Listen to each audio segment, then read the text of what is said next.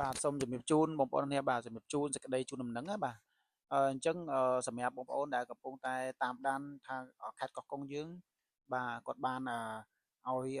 បងប្អូនជាបរដ្ឋភៀសសឹកហ្នឹងមកធ្វើការងារវិញនៅពេលណាណាអញ្ចឹង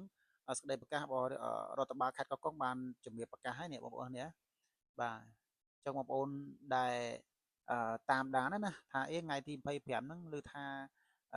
ខាងខេត្តគាត់ឲ្យចូលធ្វើការងារវិញអីចឹងណាចឹងដើម្បីកុំឲ្យបងប្អូនសង្ស័យបងប្អូននឹងឬក៏ដើម្បីកុំឲ្យបងប្អូនទៅតឹងរង់ចាំនៅចម្លើយនេះឥឡូវខាងអឺរដ្ឋបាលខេត្តកោះកុងគាត់បានអឺជូនដំណឹងដល់បងប្អូនអស់គ្នាហើយបាទបងប្អូនអាចចូលទៅក្នុង page ផ្លូវការរបស់ខាងរដ្ឋបាលខេត្តកោះកុងបានអញ្ចឹងណាបាទឬក៏បងប្អូនចង់ស្ដាប់បន្ថែមទៀត admin ក៏សូម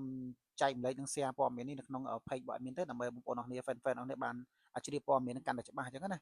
បាទក្រែងបងប្អូនខ្លះបានចូលមើលអញ្ចឹង admin សូមជម្រាបជូនបាទជំរាបជូនហើយនឹងអានស្ដាប់ហើយបាទសេចក្តីជូនដំណឹងសូមជម្រាបជូនបងប្អូនកម្មករនិយោជិកដែលបម្រើការងារនៅរោងចក្រក្នុងតំបន់សេដ្ឋកិច្ចពិសេសខេត្តកោះកុងជ្រាបថាកន្លងមកមន្ទីរការងារនិងបណ្ដុះបណ្ដាលវិជ្ជាជីវៈខេត្តកោះកុងបានជូនដំណឹងឲ្យចូលបម្រើការងារវិញនៅថ្ងៃទី25ខែធ្នូឆ្នាំ2025ដោយផ្អែកលើស្ថានភាពនៃសង្គ្រាមឈ្លានពានរបស់ថៃមិនទាន់បានធូរស្រាលនៅឡើយស្នើសូមពន្យាពេល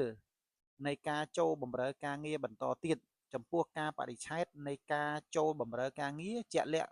មន្ទីរនឹងជូនដំណឹងនាពេលក្រោយសូមអរគុណបាទមានន័យថាថ្ងៃទី25នេះគឺបាទ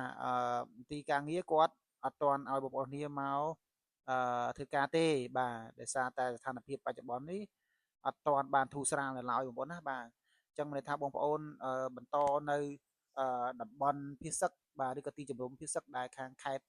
ក៏គាត់ចាត់ចែងឲ្យបងប្អូនអរគ្នាហ្នឹងគឺបន្តរស់នៅនឹងអាសិនទៅឲ្យបងប្អូនអរគ្នាព្យាយាមតាមដានព័ត៌មាន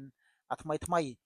បាទនៅក្នុងเพจផ្លូវការរបស់មន្ទីរខេត្តកោះកុងយើងបងប្អូននេះបាទនឹងរដ្ឋបាលខេត្តកោះកុងយើងនឹងបងប្អូនអាចចូលเพจផ្លូវការដើម្បីតាមដានព័ត៌មានបានអញ្ចឹងណាបាទអញ្ចឹងជំរាបជូនព័ត៌មានបងប្អូនត្រឹមតែប៉ុណ្ណឹងបាទហើយសូមឲ្យបងប្អូនគ្នាសុខសប្បាយទាំងអស់គ្នាណាបាទកុំភ្លេចជួយ share នៅវីដេអូនេះមួយទៅដើម្បីចែកម្លែកឲ្យបងប្អូនកម្មករកម្មការនីរោងចក្របាទឬក៏បងប្អូនទៀតបានជ្រាបព័ត៌មាននេះបងប្អូនណាបាទហើយថ្ងៃស្អែកឬក៏អឺយ៉ាងម៉េចយ៉ាងម៉ាព័ត៌មានថ្មីអាប់ដេតមកចាំខ្ញុំអាប់ដេតជូនបងប្អូនអរគ្នាទៀតណាបាទសូមអរគុណ